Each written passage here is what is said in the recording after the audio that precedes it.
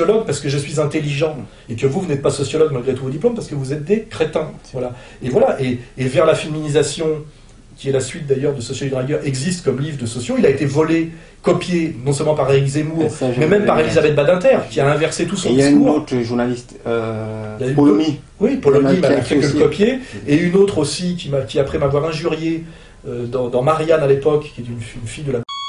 parce qu'en général c'est eux qui ont les meilleures places, qui m'avait insulté pour ce livre, a pratiquement écrit 10 ans après, le même, enfin, à valide, c'est-à-dire que 10 ans après, non seulement on vous insulte quand vous sortez ce genre de bouquin, mais 10 ans après, les gens qui vous ont insulté le copient, quand ils se sont rendus compte que vous n'aviez pas tout à fait tort, et oublient de dire qu'ils vous l'ont copié, c'est-à-dire qu'ils vous le volent, vous voyez.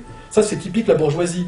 C'est au départ, on vous insulte, et après, on vous vole, vous voyez. C'est ça qui m'a poussé à titre personnel à venir, en fait, à surtout acheter mon premier livre de vous, c'était justement vers la féminisation, parce que à titre personnel, je n'ai pas supporté, exactement, je n'ai pas supporté à titre personnel qu'on attribue en fait à d'autres personnes en fait un travail qui avait été fait en 99 parce que vous l'aviez écrit 7 ans avant lui. Et puis il y a bien plus dans mon livre que dans le premier sexe d'Éric Zemmour. Éric Zemmour, je l'aime bien, c'est un copain, mais c'est un journaliste, c'est pas un penseur qui a fait Sciences Po, hein, moi je viens de la rue, qui a raté l'ENA et qui est au Figaro, alors que moi j'ai été au Parti communiste avant, et qui appelait à voter Sarkozy au deuxième tour, alors que moi j'ai rejoint Jean-Marie Le Pen. On n'a rien à voir, je veux dire, voilà, moi quelque part on n'a rien à voir. Hein. Mais par contre il est passé derrière moi, c'est-à-dire que moi je suis l'avant-garde, j'ai fait le boulot de la... C'est-à-dire que moi j'ai rejoint De Gaulle en 40, et lui il est ministre en 45 de la résistance, vous voyez. C'est toujours les mêmes schémas, c'est-à-dire que je me suis tapé le plus dur boulot, et eux derrière passent à la caisse, et la malhonnêteté de la bourgeoisie c'est qu'ils font tous semblant de penser que c'est lui, parce que moi je suis comment dirais-je, quelqu'un qui ne rentre pas dans leur catégorie, quelqu'un qui... il triche et il mente, c'est-à-dire qu'il me vole même, après avoir nié la qualité de mon travail et l'avoir insulté, il faut voir ce que j'ai pris dans la gueule à l'époque de Sociologie de dragueur, ou même sur mon film Confession d'un dragueur, les insultes, les critiques inimaginables. Et après, à la fin, il vous pique tout. Il vous pique tout, mais il ne vous valide jamais, bien sûr. Jamais. Sauf, effectivement, vous, plein de des gens comme ça dans tous les sens, mais la hiérarchie officielle, le but, c'est de vous nier de A à Z. D'abord en niant votre œuvre, et après en vous la volant. Mais ça, c'est vieux comme le monde, hein, je veux dire, sociologiquement, je le sais. Ça s'explique, j'ai un sentiment d'injustice, mais pas d'incompréhension. C'est pour ça que je ne suis pas dépressif, parce que j'explique tout ça. C'est-à-dire que tout ce qui m'arrive valide mes thèses sociologiques. C'est-à-dire qu'il est logique que je sois persécuté par le système. Si je ne l'étais pas, c'est que je serais un menteur ou que je me serais trompé. C'est pour ça que c'est pénible, mais en même temps, c'est totalement explicable et ça me donne raison. Donc c'est pour ça que quelque part, je ne suis pas dépressif. Vous voyez, parce que la dépression, c'est souvent lié à l'angoisse de l'incompréhension ou de sentiment d'injustice incroyable. Moi, je n'ai pas ce sentiment d'injustice parce que cette injustice est cohérente par rapport à ce que j'explique. Donc, ça s'appelle un combat. Hein, c'est comme ça. Super. Et donc, puisqu'on y est, vers la féminisation, le bouquin. Ah oui, vers la féminisation. Je le montre justement pour les jeunes, et surtout pour les jeunes qui oui, c'est un livre parce qu'il y a beaucoup de concepts dedans. C'est assez rigolo à lire. Il y a des parties faciles et des parties très difficiles. Et c'est une très bonne introduction à la philosophie, notamment la philosophie de Hegel, parce que moi je suis encore plus qu'un marxiste, je suis un hegelien. Je pense que le plus grand philosophe de l'histoire de la philosophie, c'est Hegel. Il a encore, j'en parlais d'ailleurs avec des vrais balèzes en philosophie, qui me disent qu'il a encore 6 siècles d'avance sur l'histoire de la pensée. Et en France, il a été enseigné qu'à partir de 1974. C'est que nous, on est les champions de l'époque d'avant, Descartes, Pascal, on arrive à Auguste Comte, on peut avoir Rousseau, enfin on est très bons. Mais après, les champions, c'est les Allemands. Ça bascule vers l'Allemagne. C'est-à-dire qu'on est les champions du XVIIe et XVIIIe siècle. Les Allemands sont les champions du XIX et XXe siècle. Et il a fallu fabriquer Adolf Hitler pour détruire le génie allemand, quelque part, c'est un autre sujet, mais c'est une logique globale, pour que triomphent les monstres de l'oligarchie mondiale qui nous domine en ce moment, et qui aboutissent à l'affaire Strauss-Kahn. Il a fallu détruire le génie français d'abord, puis le génie allemand, parce que c'est les deux peuples géniaux d'Europe. En parlant de l'affaire Strauss-Kahn, moi je l'appelle la DSK en fait new-yorkaise, en fait. C'est quoi? Ça nous ramène à la sociologie du dragueur, pareil, la séduction, le oui ou le non, ça je l'ai relu en fait dans Vers la féminisation. Vous dites les femmes parfois, le non, c'est difficile d'expliquer le non d'une femme. Mais là justement chez Strauss-Kahn, il n'y a pas d'ambiguïté, c'est de l'abus de pouvoir violent, ce n'est pas ce qu'on appelle l'espace du peut-être. Exact. Puisque l'espace de la séduction, c'est pas oui-non, parce que ça c'est le truc des féministes idiotes, c'est l'espace du peut-être. Jamais personne ne dit oui ou non. C'est simplement, si, il y a le non, effectivement le non franc et massif, et qui fait que vous arrêtez tout de suite, ou alors vous passez en force. Ça, c'est qui est le mépris absolu. Il y a même le plaisir du mépris, c'est-à-dire le plaisir de ne pas avoir le consentement de l'autre, qui s'appelle le viol, même je dirais, au niveau symbolique. Vous voyez, c'est le jouir du fait d'utiliser quelqu'un en dehors de son acceptation et contre son acceptation. C'est une démarche de mépris. Et c'est très lié, à mon avis, à la vision du monde de sa communauté. Et là, il faut oser aller à leur texte sacré et lire ce qui est dedans. Ça, c'est mon combat de demain. Voilà. Mais sinon, on est dans l'espace du peut-être, c'est-à-dire un regard échangé, le sentiment qu'il y a un petit quelque chose, et après, il faut travailler. Et travailler, ça veut dire... C'est toute la drague, en fait. Une approche qui est toujours un mélange d'agression relative et de séduction et de tentation, avec un jeu, une personne en face qui est toujours un double mensonge. Quelqu'un qui dit non en vous s'arrangeant pour que vous compreniez que c'est pas tout à fait non. Vous qui parlez un peu d'autre chose, l'autre qui fait semblant de ne pas comprendre qu'en fait où vous voulez en venir. Et tout ça est très compliqué, très subtil, et ne peut pas se réduire au code civil, vous voyez. Exactement. Oui, non, c'est pour ça qu'il y a une absurdité du puritanisme américain, et que même l'affaire Strauss-Kahn est dangereuse, parce qu'elle permet de ressortir des histoires qui n'ont rien à voir. Ou d'un seul coup, on incrimine un type parce qu'il a mis une photo de lui à poil sur Facebook. Je suis désolé, ça, faut pas non plus, bon, sauf si on est dans une religion, effectivement, du refus du corps, etc. Le danger avec l'affaire Strauss-Kahn, c'est qu'on associe finalement on accroche derrière ça des choses qui n'ont rien à voir. Vous voyez, c'est comme par exemple on parle de pédophilie. Pédophilie, c'est sur des enfants prépubères. Il ne faut pas oublier que l'âge légal du mariage en France, ça a été changé, je crois, il y a quelques mois, mais jusqu'à quelques mois, c'était 15 ans et 3 mois. À partir de 15 ans et 3 mois, une jeune femme est considérée comme mariable légalement. C'est-à-dire qu'à partir du moment où une fille est réglée, c'est une femme. Vous voyez, ce qui veut dire que, par exemple, à un moment donné, on parle de pédophilie, et on associe les affaires, notamment du choral, où est impliqué un ancien ministre de la Culture, vous chercherez, où là, il y a un gosse de 7 ans qui est tué, un enfant de 7 ans, violé et tué, 7 ans. Et après, on associe Gabriel Matzneff. Gabriel Matzneff, il a avec des filles de 14, 15, 16 ans. 14, 15, 16 ans, ce sont des jeunes femmes, vous voyez. Et ce n'est pas violer un enfant de 7 ans. Et le danger, dans cette hystérie actuelle, effectivement, de traquer une certaine pédophilie de réseaux d'élite, qui est satanique pour moi est parfaitement assumé, c'est d'amalgamer tout ça. Et ça, c'est le danger de l'hystérie populiste ou populaire, c'est que ça peut devenir dangereux. Il faut rester précis et moral. Voilà, hein. Il y a, la pédophilie, c'est la pédophilie, le goût des femmes, c'est le goût des femmes, l'abus de pouvoir, c'est l'abus de pouvoir, le viol, c'est le viol, et il ne faut pas d'un seul coup faire des glissements trop dangereux. Exactement. Ça va être difficile parce qu'il y a de la politique, il y a de la colère, il y a de la crise. Mais voilà, moi je reste toujours dans un débat de vérité, et en ce moment par exemple je défends Gabriel Matzneff. Je dis je connais Gabriel Matzneff, ce n'est pas une ordure, voilà, je le connais, même si très longtemps dans sa vie, il a aimé avoir des histoires d'amour, des vraies histoires d'amour avec des échanges de lettres d'amour, etc. Parce que je connais sa réalité, parce que j'ai eu une fiancée qui était une ancienne fiancée de Gabriel Matzneff, et qui avait été sa maîtresse quand elle avait 14-15 ans. Alors ça peut paraître choquant, mais en même temps, quand vous lisez les lettres, etc., c'était un éveil à l'amour de très grande qualité, avec un respect. Ça n'avait rien à voir avec de la prédation sexuelle méprisante et haineuse que vous pouvez découvrir quand vous comme dans Socrate à Saint-Tropez, un de mes livres, je publie des lettres de prédateurs sexuels, notamment Duguay, dont le journal Libération faisait l'apologie, qui se vantent de violer des nourrissons de 2 ans. Vous voyez ? Là, on est dans tout à fait autre chose, et qui dit il faut que ces corps souffrent pour notre jouissance, qui est ouvertement une démarche satanique de détruire des nourrissons. Vous voyez ? Là, on est face à quelqu'un qui mérite, je le dis clairement, vous voyez, des immédiatement, vous voyez. Voilà. Et là en fait, on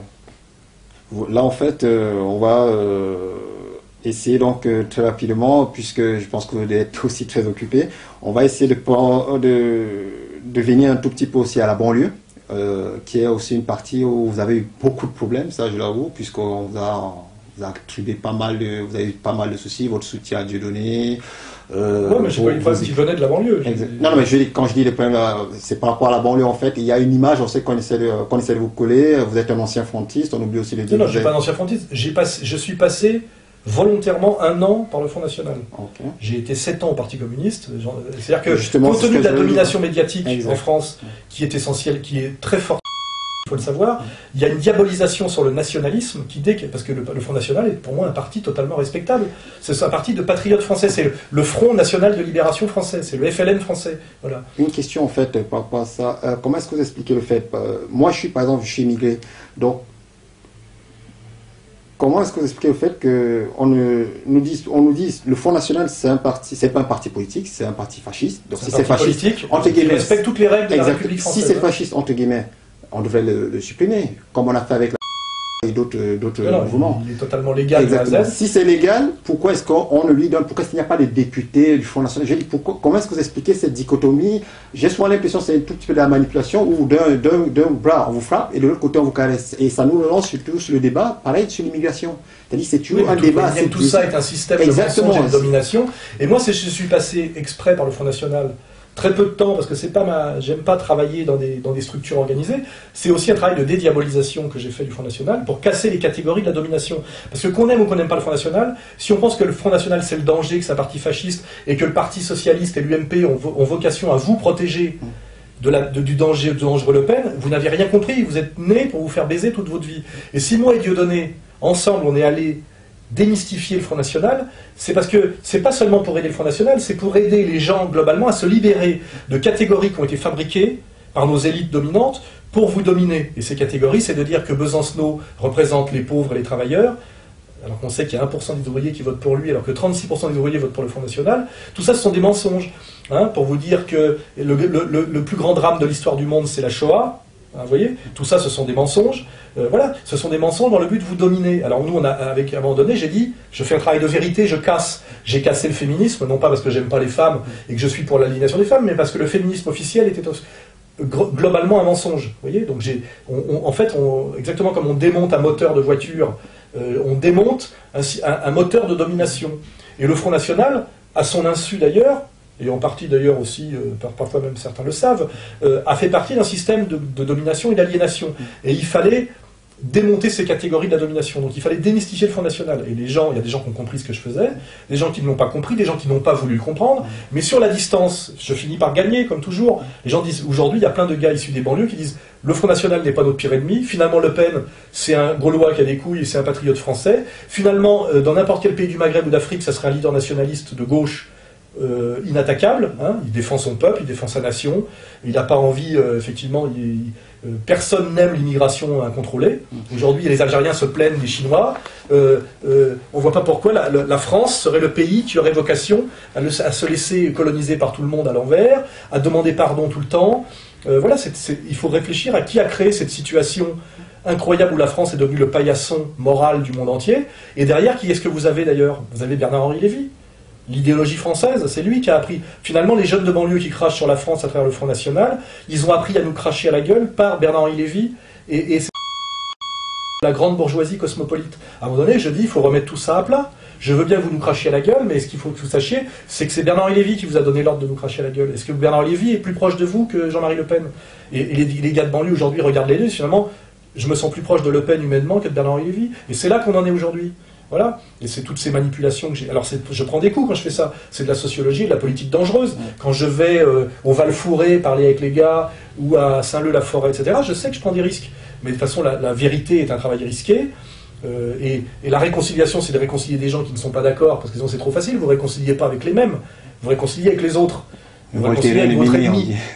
Voilà. Donc, et à un moment donné, vous comprenez que finalement, c'est pas forcément vraiment votre ennemi, que même s'il y a des antagonismes objectifs, il peut y avoir un respect mutuel et une fraternité sur certains sujets ou sur certains critères moraux.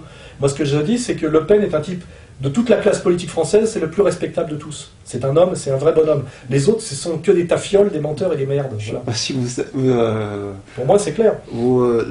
Les immigrés, je ne suis pas sûr que les gens l'accepteraient ou voteraient pour Le Pen en banlieue. Par contre, je demande pas, j'ai jamais demandé à personne de voter pour lui. J'ai demandé de le prendre pour ce qu'il est, et de ne pas le prendre pour le diable, le bouloulou, un ignoble fasciste, un ignoble raciste. Il n'est pas raciste. Il prétend que la France est un pays historiquement blanc et chrétien. C'est une réalité.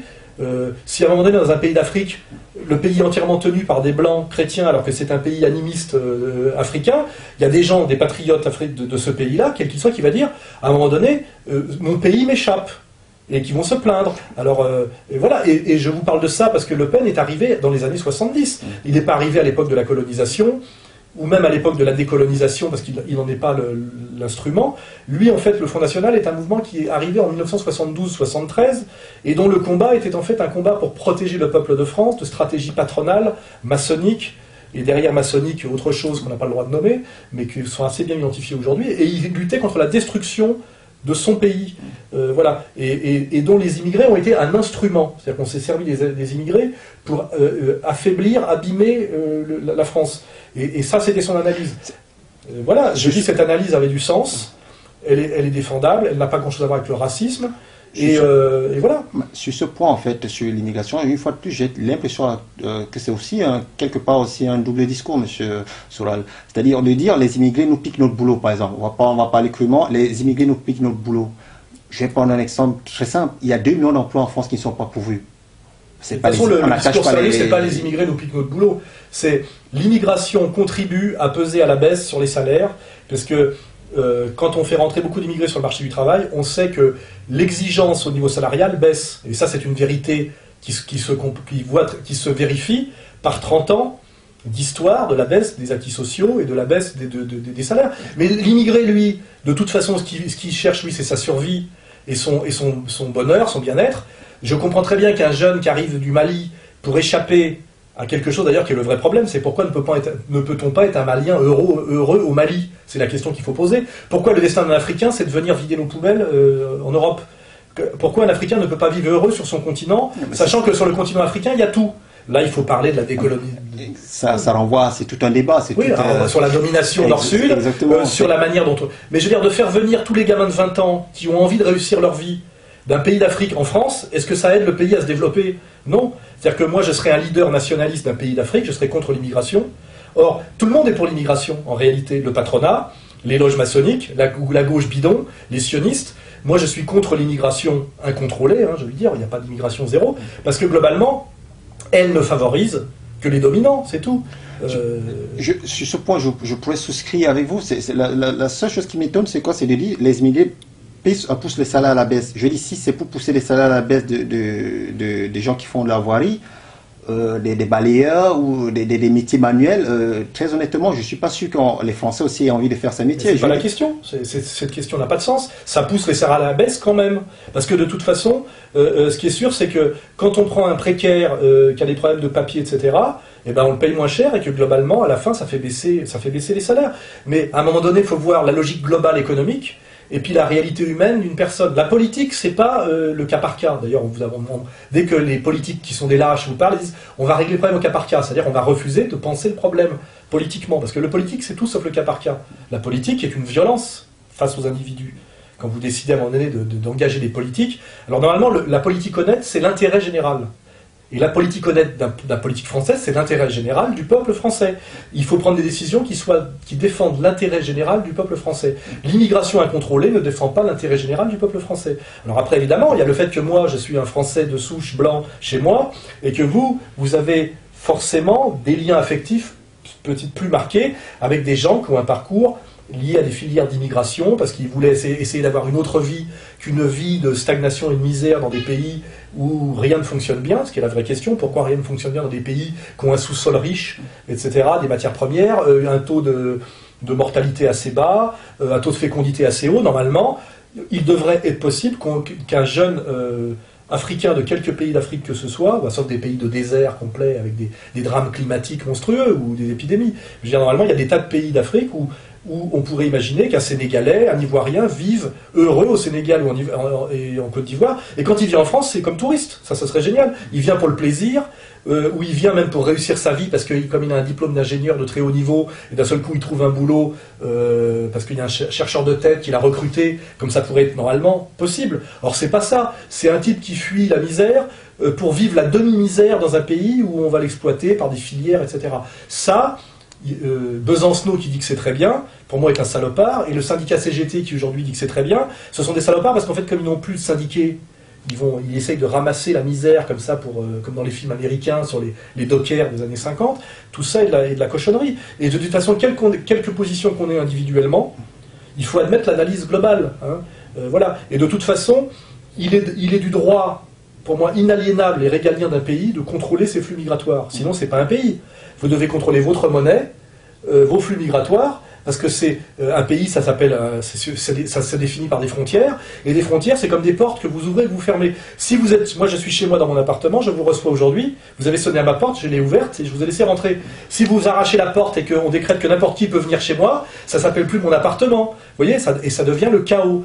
Il n'a jamais existé nulle part des pays sans frontières. Et d'ailleurs, dans n'importe quel pays d'Afrique, un leader nationaliste africain, s'il a le pouvoir, décide du contrôle de son immigration et aussi du contrôle de ses capitaux, de ses investissements étrangers, ce qui n'est d'ailleurs pas le cas, vous le savez très bien, parce que c'est des pays dominés. Mais si vous ne maîtrisez pas tout ça, eh ben vous voulez quoi, comprendre l'Empire? Alors tout ça, je l'explique aussi dans ce bouquin-là. Ce qui veut dire qu'un discours sérieux sur l'immigration n'est pas un discours de haine contre les Noirs d'Afrique qui souffrent et qui cherchent la survie, qui peuvent être aussi d'ailleurs des Chinois, on n'en sait rien. C'est un discours sérieux sur comment on doit aborder les questions politiquement et économiquement. Après, on fait ses choix en conscience. Mais ce qui est très insupportable, c'est qu'on colle aujourd'hui sur la question immigrée un discours purement humaniste et antiraciste qui est de la bêtise volontaire. C'est-à-dire on refuse de voir de quoi on parle. En fait, alors d'ailleurs Besancenot, oui mais quand vous voyez un petit enfant de 5 ans pleurer, machin, on ne fait pas de politique en regardant un enfant de 5 ans pleurer. Sinon, on fait autre chose, on écrit des poèmes, on fait des bonnes œuvres, ça s'appelle les bonnes œuvres, la charité. La justice sociale, ce n'est pas la charité, vous voyez, c'est autre chose. Et il y a d'autant plus de charité qu'il n'y a pas de justice sociale. Et depuis d'ailleurs qu'on a cassé toutes les structures de justice sociale en France, à partir notamment de la politique de la rigueur du gouvernement Fabius à partir de 83, on a remplacé la justice sociale par la charité et le charity business, Restos du Cœur, etc. C'est-à-dire le système politique organise du déséquilibre économique et social, et on fait gérer la misère par les bonnes œuvres, c'est-à-dire par le privé qui consiste à donner à manger à des gens dont on a organisé de A à Z la misère. Tout ça est de la merde, je veux dire, c'est dégueulasse, voilà. Non à la charité, oui à la justice sociale. Si à la justice sociale, elle n'a pas besoin de charité, ou alors la charité est réduite à un supplément d'âme, vous voyez. Mais la politique, une politique de gauche, ce n'est pas du supplément d'âme. Et moi, ce que je dénonce dans mon travail, c'est le mensonge de la fausse gauche, qu'on appelle gauche sociétale, etc.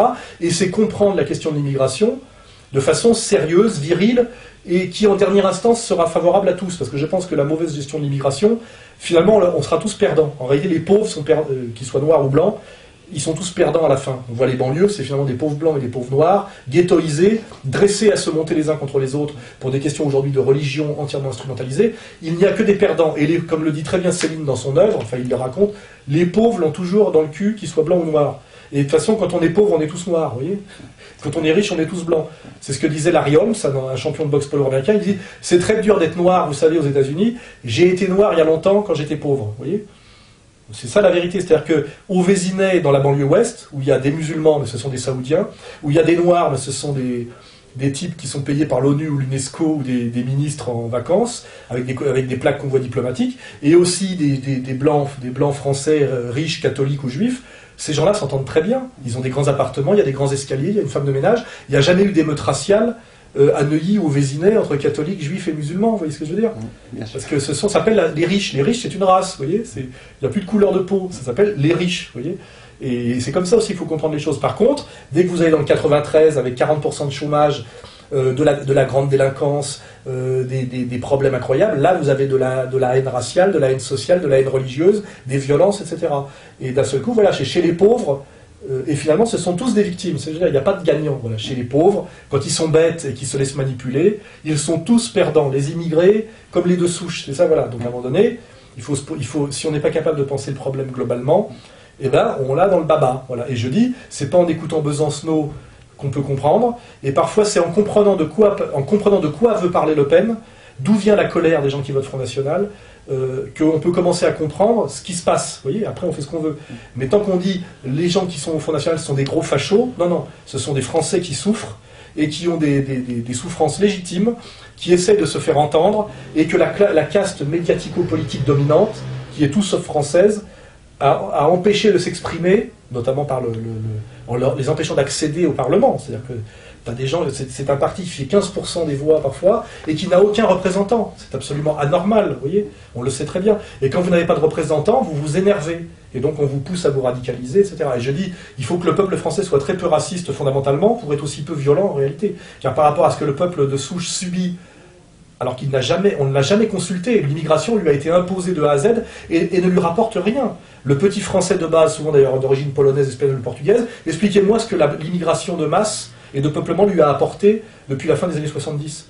Ça ne lui a rien apporté à lui. Ça a apporté sans doute au patronat, aux partis de gauche qui ont besoin de recruter, aux syndicats qui n'ont plus finalement un seul syndiqué, on les cherchait maintenant effectivement dans les poubelles de l'immigration clandestine, c'est pour vous dire le niveau incroyable, mais au petit Français qui a travaillé toute sa vie, qui est souvent d'origine étrangère et qui avait réussi à s'acheter un appartement en banlieue, la banlieue d'où je viens moi, et qui voit aujourd'hui son univers totalement dévasté, il ne peut pas déménager, son appartement ne vaut plus rien, il serre les fesses, il se fait humilier, insulter toute la journée, il voit sa condition d'existence totalement dégradée, parce que c'est ça la réalité souvent. Expliquez-moi ce que l'immigration lui a apporté. Rien. Il peut légitimement être en colère. Et ne pas entendre cette colère-là est dégueulasse. C'est tout. Je suis totalement d'accord sur ce point de vue. La seule chose que c'est de l'autre côté aussi. C'est là, vous avez très bien vu de votre point de vue. Exactement, je suis d'accord avec vous, mais de l'autre point de vue, en fait, moi, je suis immigré. Et moi, ça m'intéresse de discuter. Immigré quoi? Vous êtes français? Non, je suis camerounais. Moi, je suis totalement camerounais. Je suis camerounais à 100%. Vous êtes issu de l'Afrique francophone. Exact. Vous essayez, vous produisez, vous êtes inséré socialement, vous ne sortez pas de prison, vous n'êtes pas un délinquant multirécidiviste. Je ne vois pas ça. La même chose. Non, je ne vois pas ça dans cet angle en fait. Moi, mon idée, c'était de dire tout simplement, peut-être que finalement c'est la désindustrialisation en fait de la France qui fait craindre aux gens des lendemains difficiles. En réalité, moi j'ai un constat, c'est cette dichotomie entre le fait qu'on nous dise les immigrés sont le problème, je veux bien l'accepter qu'on soit le problème. Les immigrés ne sont pas le problème. L'immigration incontrôlée est un problème. C'est déjà c'est l'immigration, pas les immigrés. Okay. Les immigrés sont une victime de tout ça. Les 3/4 des immigrés, c'est comme vous êtes portés comme des feuilles portées par le vent. Je veux dire, vous n'êtes pas décisionnaire politique, vous avez été porté par l'histoire, vous êtes là un peu pour des raisons qui vous dépassent, de colonisation, de décolonisation, d'inégalité nord-sud, il y a une filière francophone, etc. Mais moi, ce que je ne supporte pas, c'est l'amalgame qui est fait par les partis de gauche entre un immigré respectable et un immigré qui ne l'est pas. C'est-à-dire qu'il y a des immigrés prédateurs qui ne sont là que pour abuser de la sécurité sociale, pour voler, pour mépriser. Et ça, finalement, le mot immigré est beaucoup trop abstrait. Je veux dire, moi, les immigrés, je ne sais pas ce que ça veut dire. Il y a des Suédois qui sont des immigrés. On sait très bien quand on parle des immigrés, on parle des immigrés issus de l'Afrique et du Maghreb, et notamment qui posent problème parce qu'ils ont un très faible niveau de qualification, un très faible désir de s'insérer dans la société française, et qui font globalement baisser le niveau de civilité française, et que c'est une évidence. Voilà. Et ça, il faut oser notamment faire de la sociologie sur l'immigration, qui n'est pas un concept abstrait, généraliste. Parce que de quel immigré parle-t-on, en réalité? Quelle immigration pose problème? À la limite, il faut oser dire quelle immigration pose problème. Et quand on dit quelle immigration pose problème, il y a toutes celles qui ne posent pas problème. Vous voyez, voilà. Et c'est parce qu'on interdit de faire cette sociologie-là, et tout de suite on est dans l'anathème et l'amalgame, on dit c'est du racisme, je ne vois pas en quoi c'est du racisme, parce que si à un moment donné le prédateur, il est d'Europe de l'Est, il y a de l'immigration prédatiste d'Europe de l'Est, notamment liée à la mafia albanaise, ces gens-là sont des blancs européens, et il faut les dénoncer comme immigration dangereuse et contre laquelle il faut lutter. On n'est plus dans un problème de racisme ou de racialisme, on est dans un problème de danger au niveau de l'intérêt général d'un pays qui touche toujours les petits et les humbles. Hein, parce que les riches, ils peuvent être généreux sur l'immigration, ça ne les touche pas. Vous voyez ? Ils sont dans des quartiers où il n'y en a pas, ils sont protégés par leur niveau de vie, leur protection policière, etc. Voilà. Et ceux que ça touche, c'est toujours les petits. Donc les gens qui se plaignent de l'immigration, en réalité, ce sont les petits, les gens qui frottent. C'est pas la grande bourgeoisie française qui vote Front National. Hein. C'est les petits, il ne faut pas oublier, c'est les petits qui souffrent, les petits blancs qui souffrent. C'est un vote de petits blancs qui souffrent. Si on n'est pas capable d'entendre le petit blanc qui souffre, c'est du racisme anti-petit blanc qui souffre. Il faut oser voir que finalement le petit blanc qui souffre a été victime en France d'un racisme incroyable, qui a été téléguidé par le haut par nos élites. On le sait très bien d'où elles sont issues, hein, les élites strauss-kahniennes et sarkoziennes, hein, on voit très bien. Et qui s'est fait par le relais de la bêtise journalistique, de la bêtise gauchiste. Et finalement, l'immigré et le français de souche dans tout ça, on leur a jamais demandé leur avis, en réalité. On vous a jamais demandé votre avis, et moi, on m'a empêché de parler. Donc finalement, je dis aujourd'hui, si on parle directement, et qu'on évite la médiation de Strauss-Kahn, de Sarkozy ou de Besancenot, on va voir que finalement, on va être d'accord sur pas mal de choses, et que si on nous avait laissé régler les problèmes, on aurait déjà trouvé des solutions très efficaces. Or voilà, le problème c'est les intermédiaires, on le sait très bien. Hein, c'est tout. D'où votre démarche en fait d'égalité et réconciliation. Oui, égalité et réconciliation, c'est parlons en direct. Aujourd'hui, mon boulot essentiel c'est de faire de la médiation entre des gens issus des quartiers, souvent d'ailleurs musulmans, et des gens du Front National. Je fais l'intermédiaire. Et d'ailleurs je ne fais que ça. je ne parle pas au nom des uns ni au nom des autres, parce que je ne suis pas totalement Front National en réalité, puisque j'ai un parcours atypique de marginal, exactement. Etc., de bourgeois déclassé. Hein. Je ne suis pas un type issu de... Je suis un bourgeois déclassé, même un grand bourgeois déclassé, du côté de ma mère. Donc j'ai un parcours très atypique, je suis pauvre, mais avec la conscience de ce que c'est que l'héritage culturel, parce que je savais que les livres existaient quand j'étais petit, etc.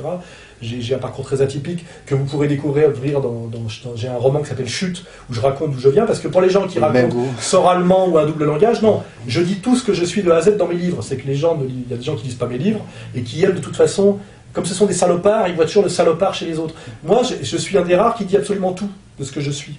C'est dans tous mes livres, vous lisez Misère du désir, Sociologie du dragueur, Chute, je dis tout ce que je suis de A à Z socialement, familialement, etc. etc. Et effectivement, c'est compliqué, c'est complexe. Il y a des gens effectivement qui ont une histoire simple. Moi, mon histoire est complexe. Je suis un pauvre issu d'une certaine manière de la grande bourgeoisie. Ça s'appelle un déclassé. Un déclassé, c'est un métis social. Un métis, c'est toujours plus compliqué parce qu'il est noir et blanc. Moi, je suis riche et pauvre. C'est pour ça que je m'entends bien avec Dieudonné, parce que Dieudonné, c'est un métis et moi, je suis un déclassé. Et les déclassés et le métis, ce sont des êtres doubles, vous voyez, qui ont l'immigré et le fasciste à l'intérieur d'eux-mêmes, vous voyez. C'est-à-dire ils ont une espèce de vision stéréophonique, et en même temps ils sont leurs propres ennemis à l'intérieur d'eux-mêmes. C'est pour ça qu'ils ont une vie tragique, naturellement, mais en même temps une conscience obligatoire. Le théoricien de ça, c'est Jean-Jacques Rousseau. C'est ce qu'on appelle les conditions de la conscience naturelle, vous voyez. C'est d'avoir une double origine, c'est essentiel. Un pied sur les deux continents, un pied chez les riches et les pauvres, un pied chez les blancs et les noirs, etc. Et c'est pour ça d'ailleurs que tous les grands penseurs et tous les grands acteurs politiques sont des déclassés. Vous pouvez le vérifier. C'est des gens qui ont une double origine, vous voyez, et c'est douloureux, mais ça permet une conscience supérieure, voilà. Mais c'est compliqué. Ça donne des personnages complexes comme Jacques Vergès, des personnages étranges comme Dieudonné, comme moi, etc. Je le redis, ce sont des métis. Je suis un métis social, et le métis social existe autant que le métis racial, vous voyez. Voilà, aujourd'hui, on attache beaucoup d'importance à la couleur, c'est vrai, parce que c'est ce qui se voit en premier, mais il y a finalement d'autres négritudes, d'autres métissages, d'autres racismes, et il faut faire tout ce travail-là, évidemment. Alors évidemment, en fonction de là où on vient, on a ses priorités. Un noir issu de, ce qui est d'ailleurs un concept que j'aime pas trop, noir, mais bon, un Africain issu d'un pays... moi, c'est surtout black, en fait. Je trouve ça absolument insupportable. Vous savez, avant noir, c'était un péjoratif, et au début du siècle, noir, c'était péjoratif, et le mot respectueux, c'était nègre. Aujourd'hui, ça s'est inversé. On disait le bal nègre, c'était pas méprisant, c'est parce que ce qui était méprisant quand même, c'était noir. Il y a des mots qui évoluent. Dans les années 20, pour être respectueux, il fallait dire nègre, et noir, c'était injurieux. Aujourd'hui, c'est l'inverse. C'est pour ça que vous entendez le mot nègre dans les années 20, vous pouvez penser que c'est une injure. En fait, non. On disait le bal nègre, l'art nègre. Vous voyez, c'était pas méprisant du tout. Donc, je comprends que c'est comme nous qu'on dit, je sais pas, le toubab et tout. Oui. Il y a des inversions en fait. Oui, c'est compliqué voilà, c'est comme les musulmans les maghrébins qui vous tutoyaient, pensaient que c'était un manque de respect, c'est en fait que chez eux, il n'y avait pas de vouvoiement, vous voyez. Alors et toi, bonjour monsieur, tu vas bien? Attends, on n'a pas gardé les cochons ensemble, parce qu'en fait, il y a des langues où il n'y a pas vouvoiement et tutoiement. Donc souvent, il faut faire... C'est-à-dire qu'il ne faut pas être trop agressif, et tout le temps être dans la haine de l'autre et la suspicion. Tout ça nous a été importé de force par certaines élites qui fonctionne sur un livre qui est un livre de manipulation et de haine, et qui est tout le temps en train d'être justement dans le double langage, la suspicion, etc. Il faut quand même avoir un peu de générosité. A priori, on n'est pas tout le temps un salopard, on n'est pas tout le temps là pour mentir. Il y a des gens qui disent « Oui, Agnès Soral, ça, mais quel intérêt j'ai à aller vers vous ?» Mon intérêt, c'était d'aller vers les autres. Hein. C'était de faire l'animateur télé à Canal+. Hein. J'ai eu le choix, moi. En fait, j'ai fait un choix parce que je n'aime pas me soumettre à des gens que j'estime incarner le mal. J'aime pas me soumettre à des gens qui m'ont humilié et qui ont voulu me soumettre de force. Mais je veux dire, je n'avais pas d'intérêt objectif à aller vers les jeunes de banlieue, les musulmans, etc. Et je ne suis pas allé vers eux par snobisme. C'est parce que c'est mon destin naturellement, pour des raisons que j'ai des ennemis prioritaires et des gens qui sont des ennemis, on va dire, secondaires, presque, ou pas des ennemis d'ailleurs, mais j'ai des vrais ennemis. Le fait de résister à mes ennemis, à mes persécuteurs, m'a amené à fraterniser avec d'autres. Mais c'est tout. Mais moi, j'ai dit récemment, je ne suis pas là pour flatter les musulmans, je ne suis pas musulman, je ne suis pas converti à l'islam, et je ne veux pas qu'on diabolise les musulmans, mais j'aime pas non plus que certains musulmans m'emmerdent en me disant que finalement j'aime trop les femmes, ou que je mange du cochon, etc. Non, attention, je veux dire, moi, je tapine pour personne. Il y a des moments, il y a des gens qui ne comprennent pas. Ils disent d'un seul coup, j'ai pas de fascination pour les banlieues. Une certaine honnêteté intellectuelle, c'est-à-dire de dire ce qu'on voit et d'essayer d'analyser un petit peu. Je pense que le vrai luxe, c'est d'essayer de dire la vérité. La vérité est dangereuse parce que quand vous dites la vérité, vous n'êtes vraiment vous êtes confortable dans aucun camp. Parce que comme il y a des cons partout, et chez les musulmans, et chez les juifs, et chez les catholiques, je me fais emmerder aussi par des catholiques, parce que je critique le Vatican, le pape et la hiérarchie catholique. Alors je défends aussi un certain catholicisme face au judaïsme et au protestantisme, mais je ne fais pas non plus de l'apologie du catholicisme. Je ne suis pas je sais pas comment on dit là.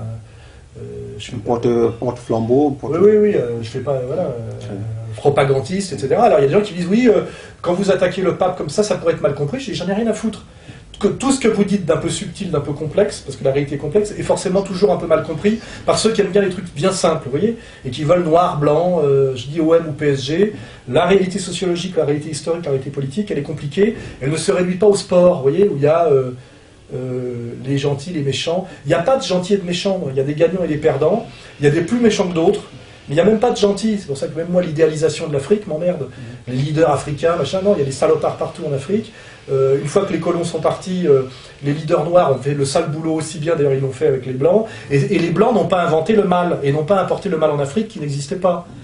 Ce n'était pas le jardin d'Éden, l'Afrique, avant que les blancs arrivent.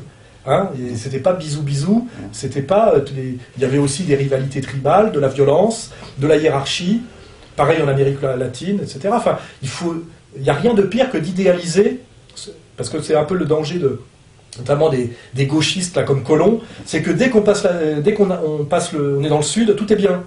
Le nationalisme du sud c'est bien, mais celui du nord c'est pas bien. Vous voyez, c'est le mal, c'est bien. Non, c'est plus compliqué que ça malheureusement.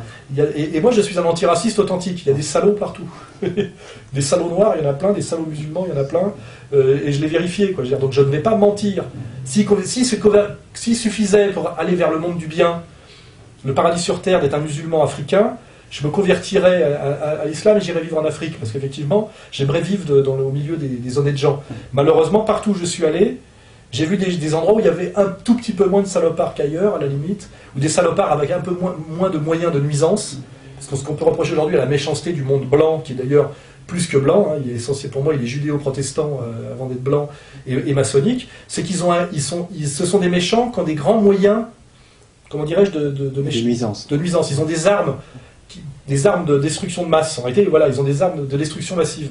Voilà. Et donc cette partie, ça c'est dans Comprendre l'Empire. Voilà. Et je dis, un Africain avec une sagaie a les moyens de tuer moins de gens qu'un Américain avec la bombe atomique. Hein. Voilà, c'est tout. Et la différence est essentiellement là, elle est très importante, elle est fondamentale. C'est qu'il y a des gens, je ne sais pas s'ils sont bons ou méchants, mais ils n'ont pas de gros moyens de nuisance. Donc déjà, ils ne me nuisent pas beaucoup. Quant à savoir ce qu'ils ont dans la tête et ce qu'ils feraient si on leur donnait les moyens, eh ben, la décolonisation l'a montré. Hein. Il y a certains potentats, Amin Dada, quand il a eu de certains moyens, même s'il a été manipulé, ce que vous voulez, il s'est comporté exactement comme un petit dictateur, ou Bokassa, même s'il a été aussi manipulé, etc., diabolisé. Quand on donne les moyens à un type d'être un dictateur, il le fait très bien. Les Coréens savent très bien font de très bons dictateurs aussi. Voilà, c'est pas une spécificité, comme nous le dit M. Chomsky, de blanc, chrétien, européen ou américain. Vous voyez. Exactement. Donc, M. Solal, c'est très gentil de... Oui, parce qu'on exactement. Qu'est-ce qu'on n'a pas montré là, celui-là? Là, il y a jusqu'à là, c'est l'introduction vers la suite. En fait, c'est ça, jusqu'au va-t-on descendre. Alors là, l'intérêt de ce livre, c'est que c'était un livre de sociologie populaire qui traitait de tous les sujets les plus triviaux, c'est-à-dire les chaussures à talons, mais aussi des concepts très précis, le jazz. C'était montrer comment comment on peut penser à partir de n'importe quoi. Et c'est un livre, à mon avis, on n'est pas obligé d'être d'accord sur tout. Il y a des parties très provocatrices, volontairement, parce que je suis un provocateur aussi, c'est vrai. Ce qui est aussi quelque chose de pédagogique. La provocation est un outil pédagogique. D'abord, on provoque, on suscite une réaction, et après, on va vers la subtilité. Après, on va vers la subtilité. Parce que moi, je suis un peu comme, c'est vrai, Socrate. Il ne faut pas oublier d'ailleurs que quand on prend Socrate, Jésus, etc., c'est des gens qui n'écrivaient pas et qui parlaient aux gens le tutorat, c'était ça le but, c'était j'enseigne à des étudiants qui marchent dans la rue, ils parlent aux gens, etc. Et en fait, ce sont des gens de l'oralité. C'est pour ça que moi, j'ai pas une fascination non plus pour l'écrit total, parce qu'en fait, beaucoup de grands penseurs de l'histoire classique n'ont fait que parler, et en fait, c'est des scripts. Jésus n'a jamais rien écrit, ni Socrate, vous voyez. Et donc, il ne faut pas avoir non plus une fascination pour le livre, qui est un truc très bourgeois, hein, l'objet de la bibliothèque, etc. C'est très important d'écrire pour mettre ses idées en place à un moment donné, etc. Mais on peut imaginer que des grands des grands penseurs, que ce soit des religieux ou laïcs, on va prendre Socrate et Jésus, n'ont jamais écrit une ligne. Ils étaient inspirés, voilà, et ça fonctionnait par le dialogue, hein, ce qu'on appelle le principe de la dialectique, hein, l'originel c'est ça, c'est le dialogue. Le banquet de Platon, c'est ça, c'est des gens qui discutent, vous voyez. La pensée, moi j'ai dit beaucoup que les gens me disent comment vous avez fait pour être bon en rhétorique, comme ça et tout. J'ai dit le bistrot, l'engueulade de bistrot. J'ai passé des années dans les cafés, parce que j'étais un branleur. Ça c'est pour nos étudiants, ça. Et j'étais dans les cafés, et je m'engueulais avec les gens dans les cafés. Et quand vous devez discuter avec plusieurs personnes dans les cafés pour essayer d'imposer votre point de vue, vous êtes obligé d'aller vite, de vous appuyer sur des faits concrets, de comprendre qui vous avez en face de vous, de s'appuyer sur sa propre vie pour lui faire des démonstrations. Si le mec est plombier, il faut lui parler de plomberie, et pas de choses dont il comprend que pas de la philosophie de Hegel, vous voyez.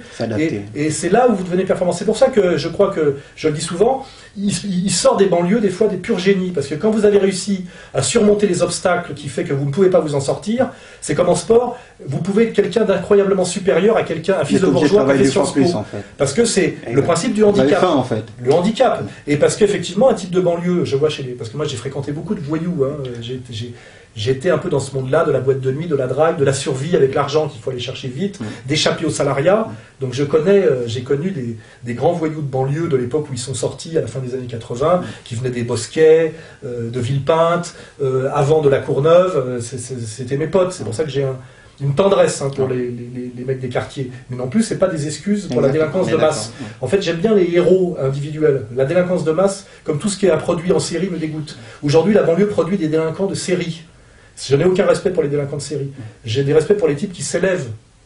Ça peut être dans la haute délinquance, mais ce sont des individus. Mesrine, c'est respectable, parce que il s'est forgé un destin. Mais une société qui produit à la chaîne des petits voyous, je n'ai aucun respect pour ça. Tout ce qui est des produits de masse est répugnant. Donc le mal élevé de masse, le délinquant de masse, le voyou de masse, c'est de la merde. Parce que le grand voyou, c'est autre chose, vous voyez, parce qu'il s'est forgé un destin en luttant, alors que les autres, c'est que de la soumission. Je le dis dans la caméra, le petit merdeux de banlieue qui parle mal, qui marche en basculant les épaules, qui est en streetwear, en relevant une guibole, c'est encore la mode, et qui fait « ouais, yeah man », etc. C'est un petit con, parce que c'est un soumis intégral, il n'a rien inventé, il n'a fait que se soumettre de A à Z. D'un seul coup, si je vois en banlieue un type qui s'habille bien, qui parle bien, qui redécouvre d'autres codes vestimentaires, etc., je me dis, lui, il est sur une démarche authentique et autonome. Hein.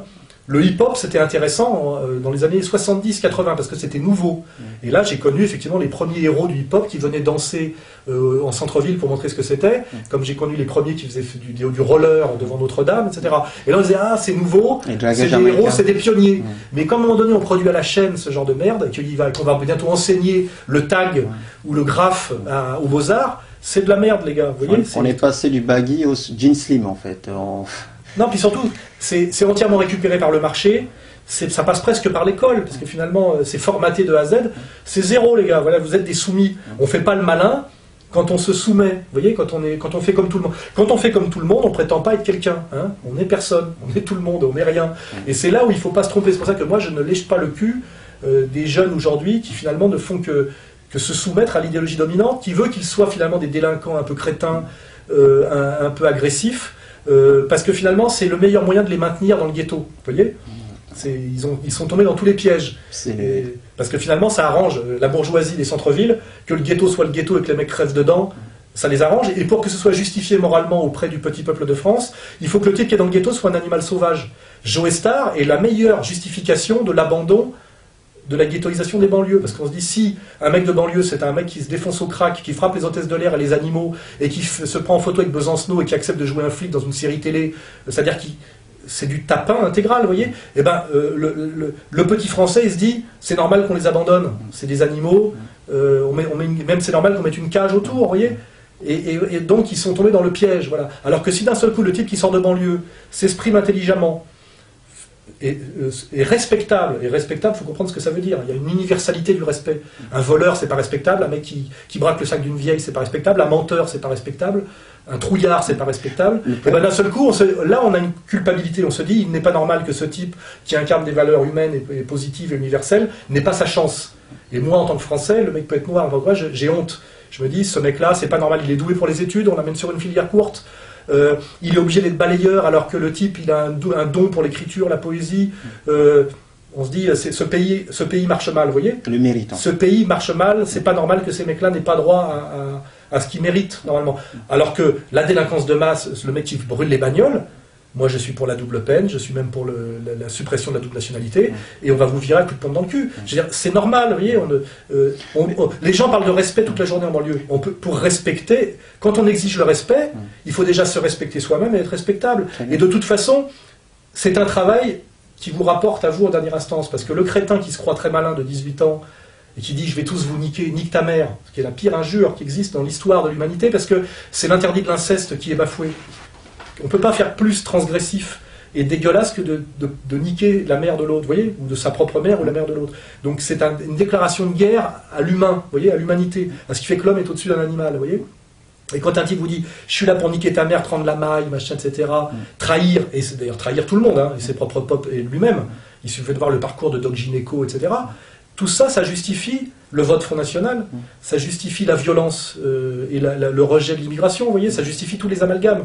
Donc il faut bien comprendre qu'il n'y aurait pas le Front National sans ces crétins. Et qui les a poussés à ça? C'est ça que je dis, c'est pas leurs parents, c'est pas leur culture historique, si on va regarder ce que c'est qu'un guerrier mandingue ou comment dirais-je, un berbère respectable. Qui leur a appris toute cette merde? Ils verront que d'un seul coup, ils sont face à des gens qui n'ont rien à voir avec eux, que finalement c'est une culture qu'on leur a imposée de l'extérieur, qui finalement fait leur propre malheur, et ils ont été des imbéciles de A à Z, c'est ça que je veux dire. Et là, regardez qui flatte ces gens-là.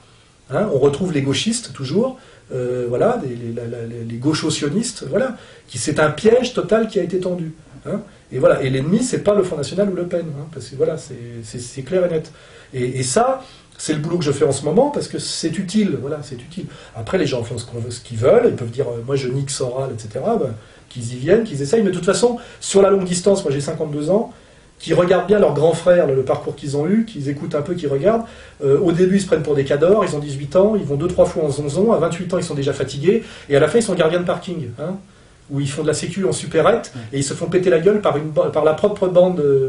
leurs propres petits frères qui leur pètent la gueule parce qu'ils sont payés pour les empêcher de voler. Vous voyez, ce genre d'histoire, je connais toutes ces histoires-là de A à Z, parce que moi, j'ai vu l'émergence des quartiers fin 80. Donc j'ai suivi l'évolution du 9-3 depuis 1989 à aujourd'hui. Et le nombre de destins tragiques que j'ai connus de types qui ont cru à toutes les conneries, qui sont dans tous les pièges et qui sont soit morts, soit en tôle, soit clodo, soit misérables, voilà, j'ai connu. Et ceux qui ont fait des études et qui ne pèsent pas, M. Soral. Je pense par exemple aux Français, on va dire d'origine immigrée, qui eux, par contre, sont français. Ou les anciens, par exemple. C'est la justice dont je parle. C'est la justice dont je parle, oui, bien sûr. Oui. Mais c'est là, le problème, c'est qu'aussi pourquoi, par exemple, les jeunes qui ont fait des diplômes issus de l'immigration ont du mal à trouver du boulot. Parce que symboliquement, on les amalgame aux délinquants. Quand vous voyez un jeune maghrébin avec arrivé, etc., vous avez tellement vu par les stéréotypes des médias dominants de voleurs, de voyous, etc., que vous avez une réaction de crainte. Or, la peur, de toute façon, s'explique toujours, c'est ça. C'est pour ça que je dis que tous les jeunes de banlieue qu'on a mis en avant, les Sami Nasseri, etc., qu'on a montré pendant des années, ont fait un tort énorme aux jeunes des banlieues, et que c'était même fait exprès, d'une certaine manière. On n'a coopté que les voyous pendant 30 ans, et on les a montrés comme modèles. Regardez la trajectoire de Sami Nasseri. Je dirais, et que ça peut aider ça. Voilà. Donc il faut se réveiller, il faut prendre virilement le problème à bras le corps, parce que de toute façon, le petit Jésus ne va pas vous sauver, ni personne. C'est-à-dire qu'à un moment donné, si vous comprenez... Un type issu des milieux pauvres et de l'immigration, ça va être plus dur pour lui que pour les autres. C'est écrit. C'est comme ça depuis la nuit des temps. Donc ça va être plus dur pour lui. Donc il faut qu'il soit plus intelligent, plus courageux, plus bosseur. S'il est paresseux, lâche et colérique, et qu'il se plaint, parce qu'on a appris qu'il fallait se plaindre tout le temps, il n'arrivera à rien qu'à gémir. C'est une pleureuse. Voilà. Ça n'apporte rien. Donc il faut sortir de ce qu'on appelle la repentance, l'excuse, etc. D'exiger, vous me devez. J'avais rendu déjà, vous nous avez, vous nous devez, mais dire, personne ne rend jamais à l'autre, sauf il faut savoir prendre. Vous voyez, voilà, ça n'existe pas. Et on vous a menti de A à Z, et vous êtes les victimes de ce mensonge. Ça, c'est le message. Hein, on ne vous donne jamais rien en réalité. Tout se conquiert, et se conquiert par l'intelligence, l'opiniâtreté, etc. Pas par l'insulte et la culpabilisation, etc. Parce que ça ne marche pas en réalité. Voilà. Donc, Monsieur Soral, est-ce que vous pouvez nous présenter les livres et puis nous dire... le dernier, c'est celui qui vient de sortir. Je pense que c'est ma meilleure synthèse. Ça s'appelle Comprendre l'Empire, c'est-à-dire comprendre tout le système de domination actuel, comment il fonctionne historiquement, conceptuellement, sociologiquement, communautairement, etc. C'est écrit en français simple. Ça ouvre à d'autres lectures, parce que par Internet, on peut aller chercher des tas de compléments avec les mots-clés, etc. Voilà, et je dis, voilà, j'y ai travaillé pendant un certain nombre de temps. C'est aussi la synthèse de 50 ans de vie et de réflexion, en 240 pages. J'ai dit, voilà, si vous voulez vous ouvrir un peu l'esprit, moins de 15 €. Vous secouez un peu pour 15 €, c'est ma règle. 25 000. Lisez Comprendre mentir. 25 000. Comment ? Et malgré le boycott intégral des médias dominants et la diabolisation que je subis, j'en ai vendu là à peu près 25 000. Vous voyez. C'est-à-dire que voilà, il y a une petite justice comme quoi c'est un bon exemple. On se tient correctement, on fait le boulot, on résiste et on n'a pas que des mauvaises surprises dans la vie. Parfois, le destin, je ne sais pas qui, Dieu s'il existe, vous aide, vous donne un petit coup de pouce parce que vous le méritez. Hein, et pas parce que vous avez pleurniché en disant que le monde vous devait tout parce que vous étiez pauvre, noir, etc. Ça marche pas comme ça. Je dis, très bien. Ben, écoutez, Monsieur Solal, c'est très gentil à vous. On a parlé de tout. C'est vrai, on a bossé pas mal de points. Je pense que ça va être très intéressant. On va le mettre en ligne, en fait, comme je vous ai expliqué. Donc, c'était nous 1 an, en fait, puisqu'on a lancé notre site. On a travaillé, développé le site entre-temps. Et donc, on va le mettre en ligne sur, comme c'est une vidéo, on la mettra sur le site de l'égalité et réconciliation. Ça fera un peu d'audience, comme ça vous amènera. Exactement. Par exemple, comment je peux contribuer? Si par cette vidéo, je peux vous amener des gens, puisque vous faites du soutien scolaire, voilà, je fais ce que je peux, quoi. Voilà un petit truc. Si je peux aider 2-3 jeunes à avoir du soutien scolaire à un moment où ils auraient pu basculer dans abandonner les études, alors que d'un seul coup, ils ont un petit rebond et ils passent sur une filière longue, tant mieux, voilà. Ça peut jamais faire de mal d'aider 2-3 personnes et que de temps en temps des gens vous envoient un mail en disant j'en reçois souvent, grâce à vous j'ai lu il y a 15 ans un bouquin de vous, ça m'a fait comprendre que je pouvais lire des livres et que les concepts n'étaient pas réservés à la bourgeoisie blanche du centre-ville, et voilà, et des gens qui... Voilà, Et j'avoue aussi sur votre idée d'égalité et de réconciliation, c'est juste en fait l'idée de se regrouper et d'éviter de se bagarrer chaque temps, de prendre le temps d'aller écouter l'autre. La bagarre profite toujours à celui qui est caché en coulisses. Quand on fait se battre en général deux camps, il y a toujours un troisième qui est planqué et qui agite les deux camps. Et c'est ce que j'ai compris par ma pratique, longue pratique de la politique. C'est pour ça que je refuse tout ce qui est conflit de civilisation, guerre de religion, etc.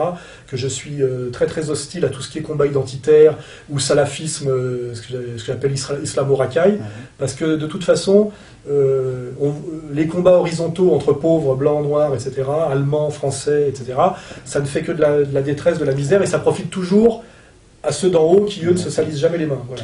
C'est une bonne raison de ne pas le faire. Hein. C'est pas parce que vous aimez celui qui est en face de vous, c'est que vous dites, finalement, je suis en train de faire le sale boulot pour un troisième qui est planqué. Exactement. Donc moi, quand on me dit, il faut se payer les Noirs, les Arabes, les immigrés, je sais pas quoi, tout ce qu'on vous dit en ce moment, j'ai déjà, parce que toi, tu me le demandes, je le ferai pas. Parce que déjà, j'aime pas. J'aime pas que ce soit Bernard-Henri Lévy qui me dise d'aller bombarder la Libye, vous voyez. Exactement. Voilà, je sais pas qui est Kadhafi, si c'est un mec bien, mais quand Bernard-Henri Lévy me dit qu'il faut aller tuer Kadhafi et bombarder la Libye, je sais déjà qu'il faut pas le faire.